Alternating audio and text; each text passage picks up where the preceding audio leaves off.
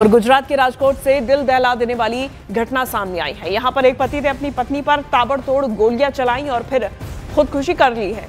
पूरी घटना सीसीटीवी में रिकॉर्ड हो गई है। घटना यहाँ के नागेश्वर इलाके की है, जहां पर एक अपार्टमेंट की पार्किंग में पति पत्नी के बीच में किसी बात को लेकर बहस हो गई, जिस पर हाथापाई भी हुई है, जिसके बाद पति ने कमर से पिस्टल निकालकर गोली चला दी।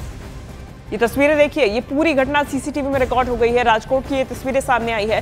पहले बहस हुई, पति पत्नी है, बहस इतनी ज्यादा बढ़ गई कि हाथापाई हुई और हाथापाई के बाद में ताबड़तोड़ गोलियां चल गई और फिर पति को रियलाइजेशन हुआ, पति को एहसास हुआ कि उसने क्या किया है और उसने अपने आप को भी गोली मार ली और खुदकुशी कर ली। ये पूरी घटना सीसीटीवी में रिकॉर्ड हो गई है। नागेश्वर इलाके की ये घटना है, जहां पर अपार्टमेंट की पार्किंग में ये विवाद हुआ। पति पत्नी के बीच में ये किसी बात पर विवाद था, जो कि बहस के बाद हाथापाई में तब्दील हो गया और इसके बाद पति ने कमर से पिस्टल निकालकर पहले पत्नी को मारा और फिर खुदकुशी कर ली।